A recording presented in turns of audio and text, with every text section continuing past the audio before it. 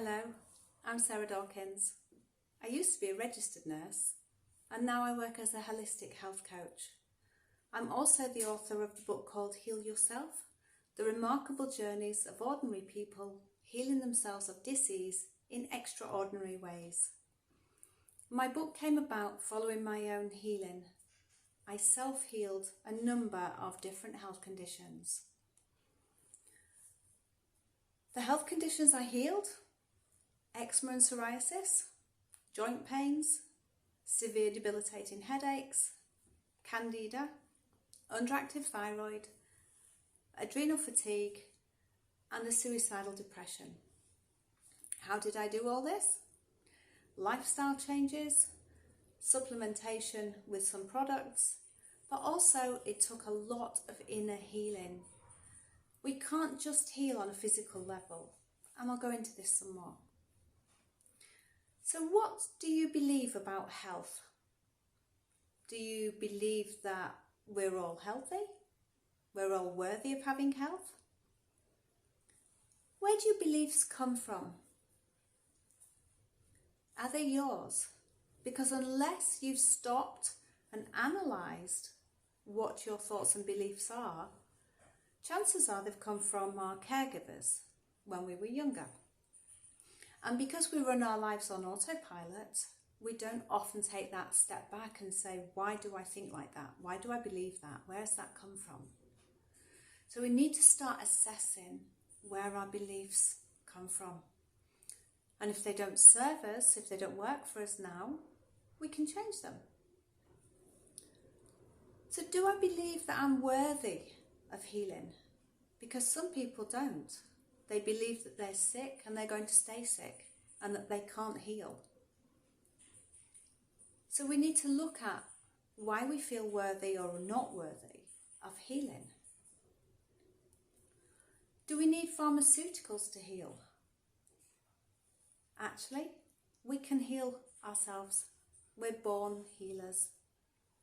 It's a process. The mind-body link has been established for many years and documented. And our body speaks our mind, as Gabor Mate says. So I know that the eczema and psoriasis that I had was my body coming out in an eruption because I wasn't physically saying what I wanted to say. So my body said it. So do we actually need a diagnosis? Because diagnoses are labels. And when we've got a diagnosis or a label, we then have buy-in to that condition. Can we just look at symptoms? Can we boil it down to what symptoms have I got? And why have I got these symptoms? Where are they coming from? What's the underlying cause of the symptoms? We know about the placebo effect. It's been documented for decades. And the placebo effect shows us that we could take a sugar pill and yet heal our bodies knowing that we're taking a sugar pill. So the healing has got to come from our mind, from our thoughts alone. So if the placebo effect shows that our mind can heal our body, why don't we tap into this more? Our mind is so powerful, it can heal our body purely by thought. And the nocebo effect is the opposite of this. If we're told there's a potential for us to have some symptoms, our mind can manifest those symptoms in our body. And they are real. Real symptoms manifested purely by our mind.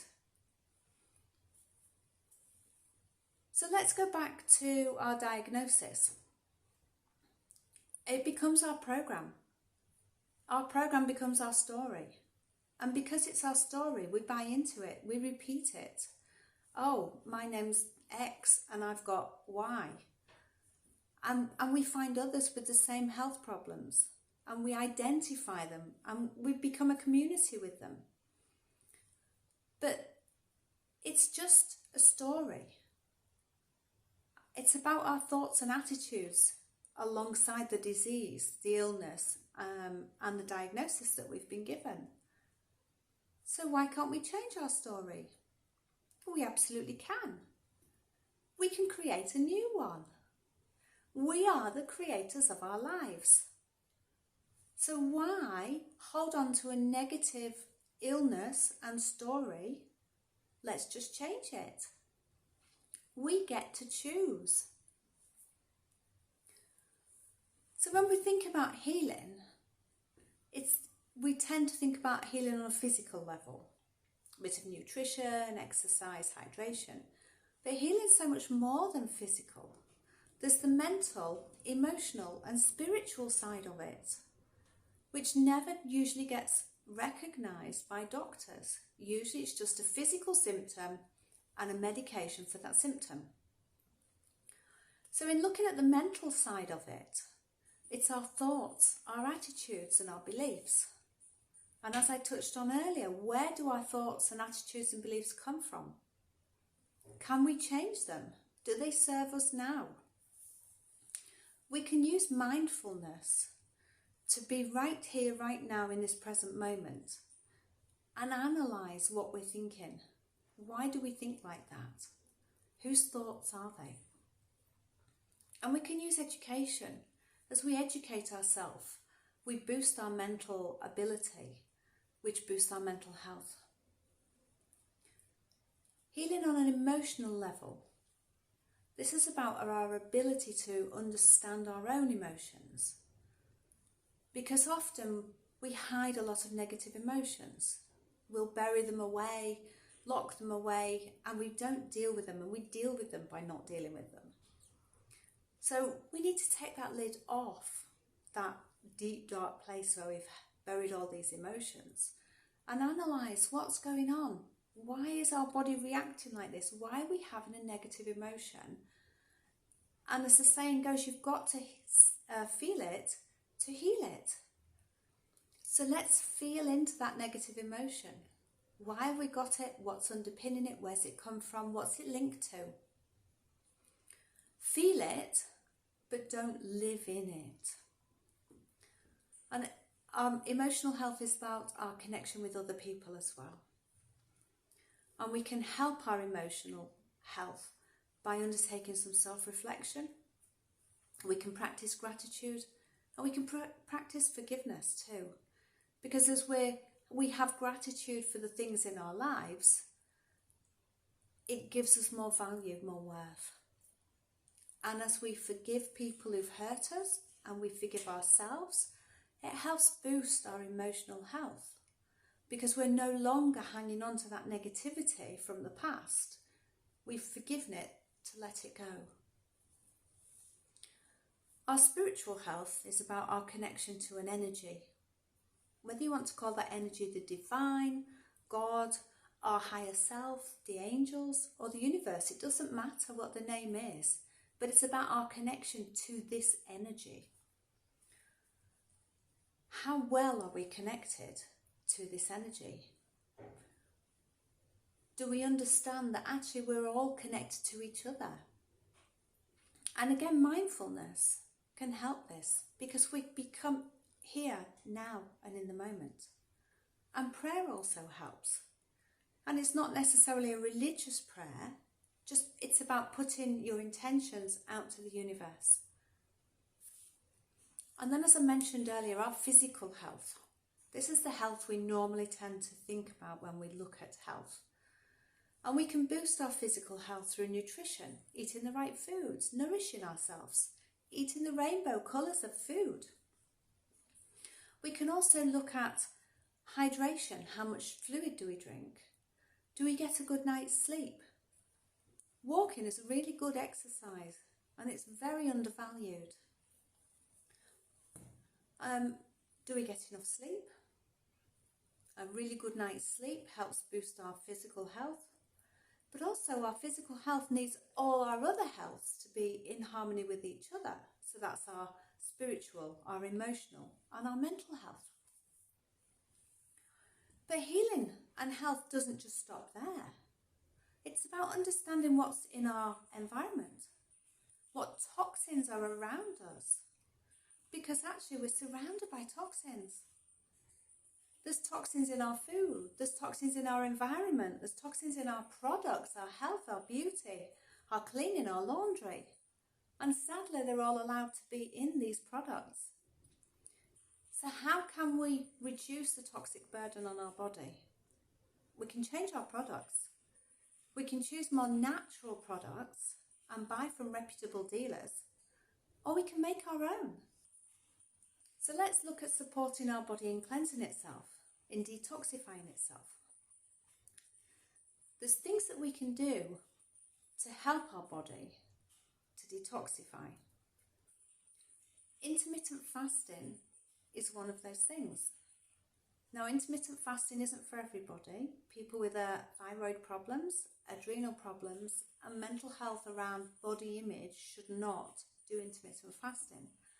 However, intermittent fasting for everybody else has been shown to boost health. It boosts our immune system, and there's many different ways you can do this. The 5-2 is a well-known intermittent fasting eating plan. So you eat normally for 5 days, normally healthy, and on 2 days you reduce the amount of food you eat. There's also the 16-8, which is eat for an 8-hour window and then fast for 16 hours. I do this regularly, and for me, I eat a dinner at normal time, say 6-7 o'clock in the evening, and then I don't eat again until lunchtime. So that I find that very easy. But there's different ways of fasting as well. There's also juicing through fruits, vegetables and salads, the use of supplements and herbs, and massage. Massage supports our body to detoxify by improving the lymphatic drainage. Aromatherapy oils help our body to detoxify. Dry brushing involves using a soft brush and literally just brushing the skin towards the heart. So starting from the top, coming down to the heart, and then coming from the bottom up to the heart. And that's best done before a shower. And again, that supports lymphatic drainage. Sleep, as I've mentioned earlier, is really good to help our bodies to detoxify, because when we sleep, our brain is washed in its own fluids. We can stop smoking, stop drinking, and music and water are known to cleanse our energetic bodies. So what else can we do to help ourselves to heal? Well, we can look at the pharmaceutical industry in general, because if we've got pain, we tend to reach for a painkiller. And yet in studies, turmeric and black pepper together have been shown to be as good as a non-steroidal anti-inflammatory tablet in the relief of osteoarthritis pain in knee joints. There's physical studies being done on that. So food is medicine.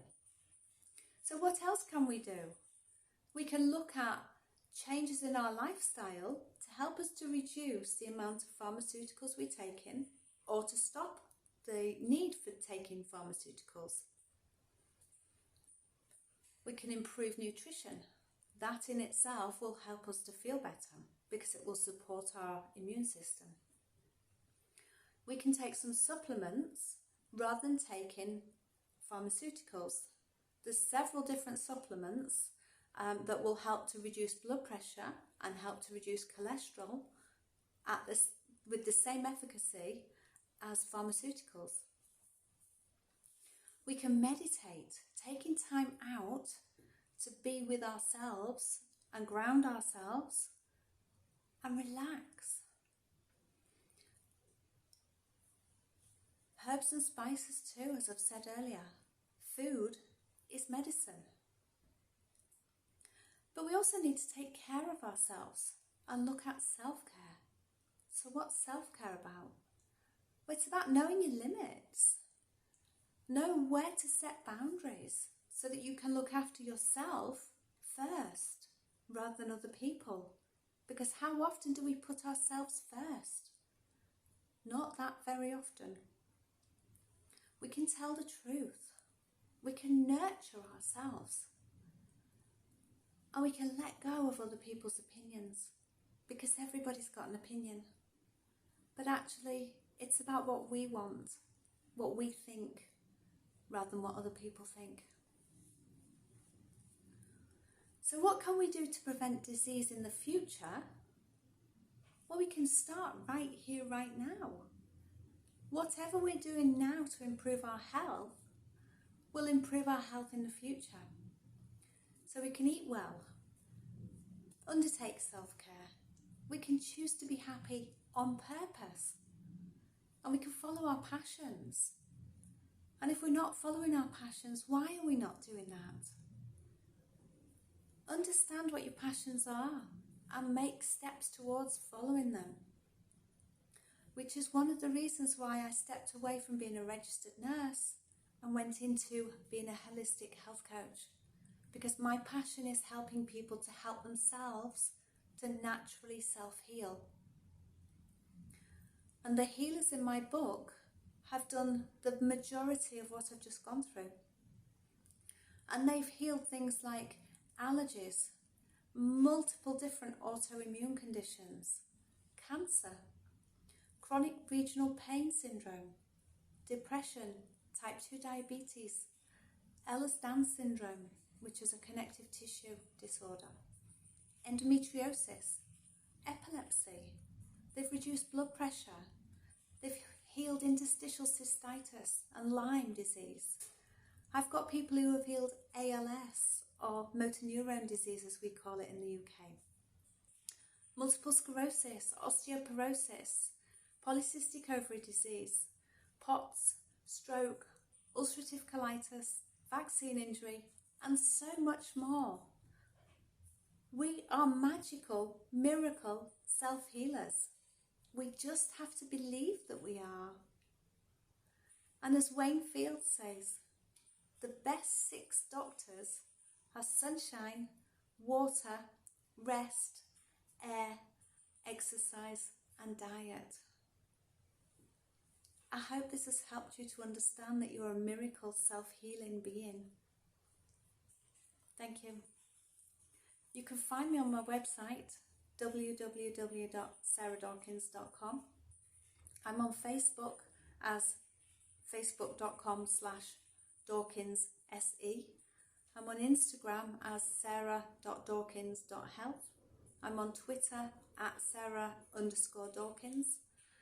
And I'm on LinkedIn as Sarah Dawkins.